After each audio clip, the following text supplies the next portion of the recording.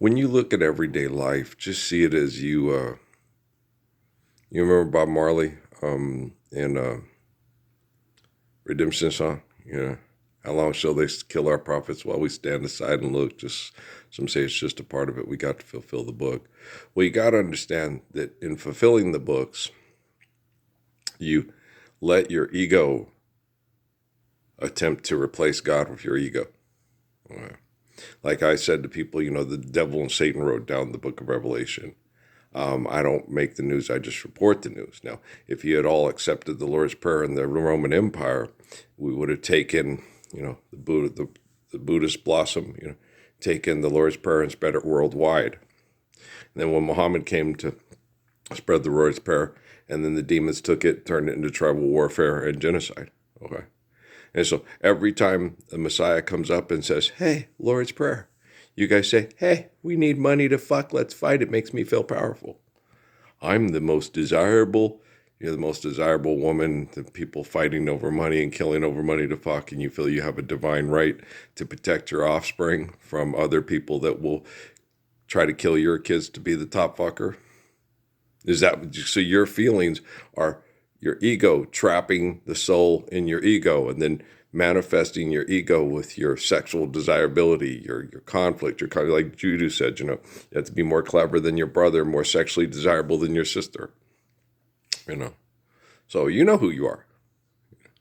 You know what you're capable of doing. And we don't have to go into intimate details about the white supremacist in this county when I was a kid growing up trying to get their sons to have kids with my sisters, okay? Because they were following the Holy Family, right? And, and then they were real upset, because mom knew it right off the bat. And they thought there was a problem with mom. It's like, but mom's the Ruth's line, okay? She's the one the female that produces the Holy Grail. So mom got all excited when she found out that I liked brown women. Okay, that I was attracted to brown women. She got excited about that because she wanted grandkids, okay, that were half white and half black or brown. So she got real excited when I was attracted to Lola Falana. She thought, oh my gosh, I'm going to have the cutest grandkids in the world. That's just how my mom thought. And so like with my grandma Mary, sitting there, well, that girl, one of the kids in Tennessee had a child with a black man. And my grandma was telling my mom and talking on the phone, well, the kid's a Negra. And my mom goes, I bet you the babies are cute, right? Old Mary Poop. Yeah. And so, you guys got to understand, mom just loved people. There was no racism in it for mother. Okay. My mom was just that way. My mom wasn't tribal. And that was a big problem for the Mormon church. That was a big problem but it was a big thing that, that's why they killed my mom with cancer. To make it look like my dad was the racist, white extremist villain and my mom was the good person in the marriage. And the marriage was destroyed by all of you, not by them. And I kept explaining that to my dad. Homer Jordan, the Mormon church, you guys had more scientists and more people from the scientific community manipulating everybody with science for money than any marriage should ever have to endure. Only my marriages were worse. My siblings' marriages, Linda's and Jerry's was kind of tough, but they were just manipulating the narrative for racism. That's why Mike's so angry about the racism stuff, and Gabe, about the racism towards Hispanics. And you either join one part of the group or another. Louis Benegas didn't die from cancer's poisoning. Louis Benegas wasn't buying the bullshit from Machiavelli Christians' racism agendas. They murdered him with cancer because he wasn't going in the same direction that his brother Lawrence was going in. Okay. Cancer is murder. It's poisoning. Okay. When people don't die from cancer because it's an act of God, it comes from toxins in the environment that kill you, like Bob Marley. Okay. Cancer is not an accident. You don't inherit it. It's, you have a history of cancer. Yeah, we live next to Chernobyl. We live next to 3 Mile Island. We happen to have a history of cancer in the family. Go figure. Okay. When they studied cancer, it was Madame Curie. What what caused Madame Curie to die from cancer, guys? What caused my Aunt Nana and her daughters to die from get cancer? It was the assholes over there at the Trinity site. Intense, excessive amounts of unnatural toxins is the cause of cancer. You don't need to be a neuroscientist or a quantum physicist to figure that out, which makes you wonder, with that one guy who lives out in the country that Sheldon goes to go talk to because he's living in Pasadena. Like, why would he live in Pasadena if he's that brilliant? Same with Amy Farrah Fowler. If she's that brilliant, wouldn't they live in, be like Ted Kaczynski and go live in Montana? And Robert Frost and whatever's kid that went and committed suicide in Alaska, to get up and get away from because they become acutely paranoid. And like Sheldon, that makes you sick. It's this, Terrell and all that crap. They become acutely paranoid. They're not. Sheldon's character isn't as intelligent as most people perceive him to be if you sit and watch him. Using chemicals to keep yourself safe from chemical reactions that are unhealthy because they're excessive and compulsive and toxic. Anybody in their right mind would sit there and do what Edison said, today's nutritionist is tomorrow's physician.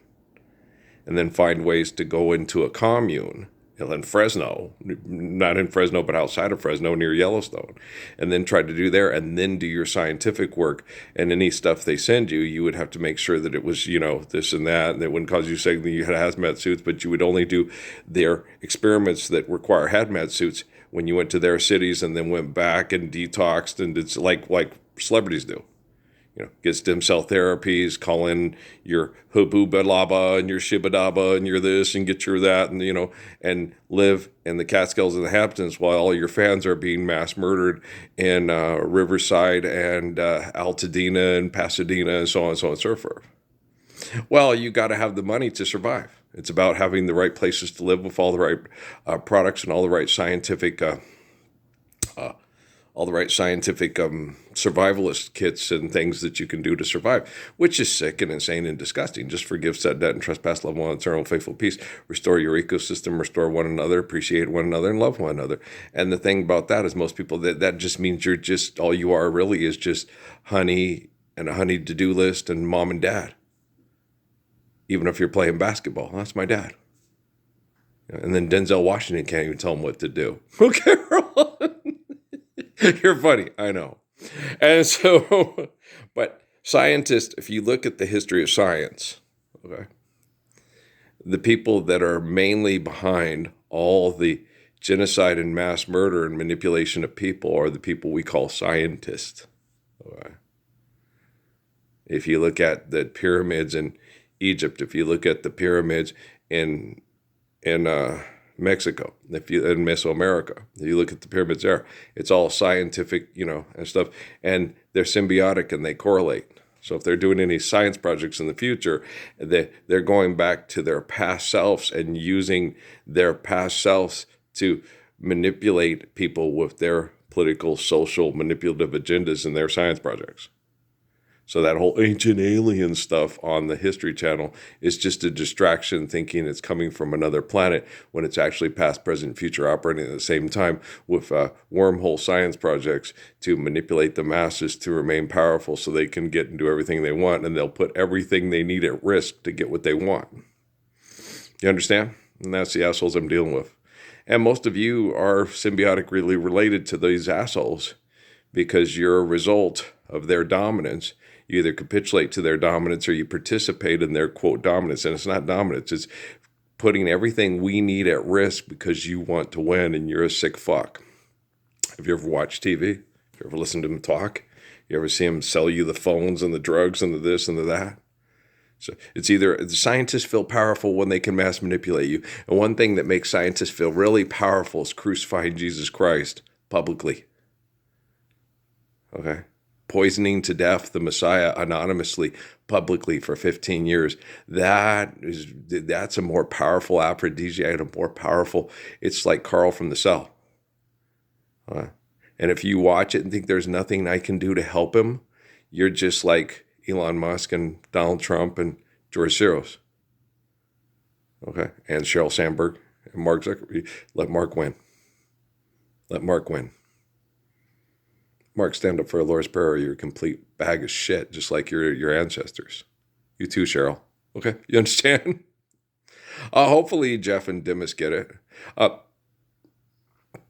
uh, you know, Jeff, Jeff doesn't come from the same history and background. Well, wait a minute. He could, the Greeks and the Romans. He just might have to come to terms with it and say, wow, the Romans and the Greeks and stuff invented philanthropy and philosophy to manipulate the narrative of the Hebrews and their betrayal. So, all things are relative, but all things symbiotically reflect, either faithful love, which sustains us, or delusions of human power, which puts us all at risk. So Jeff has to come to terms with that. He's got to sit down and go, okay, shit, where am I? You need to stand for a Lord's Prayer, dude. You too, Dimas. Okay. You guys got to. I'm using your platform to be made public. So they're either, you either think they're winning or they're setting you up to be the loser, but allowing me public access is the right thing to do. Like the Mexican guy helping build the church for the German nuns in Arizona with Sidney Poitier. You know what I'm saying? I'll tune to his forum. I'm an excellent driver, 20 minutes to Wapner. Okay, Charlie Babbitt made a joke. Charlie Babbitt is a joke. And if Charlie Babbitt can't figure that out, not even science can save his sorry egotistical ass. Okay. I've been trying. I try with everybody. Well, I'm a good person and I love people. And I hate seeing people be egotistical maniacs and murder each other, I just been having a lot of things about what the Klan and the Mormon Church did with Martin Barreras, and they did it with Lyndon and Jerry. Ran him out of town with the Eckankar people, give him the job at Phillips Dodge with a job that's real dangerous and kills the dads right away, so they could probably try to marry Linda off to a good white guy. Well, the Mormon Church had a plan. Keep it all white and keep it pure, just like the Nazis and Goebbels and all that. And then all the people fighting them, they turned it into race wars instead of just let the people love one another and it'll work itself out. Just stand up and live the Lord's Prayer with the kid. He's perfect, just like Job and Jonah. Yeah, I am. I know. It's okay. I have to figure it out for you because you're insane and you're addicted to your violent sex cult behaviors instead of being humble enough to submit to faith and the glory of God with me. It's not that hard. Seriously.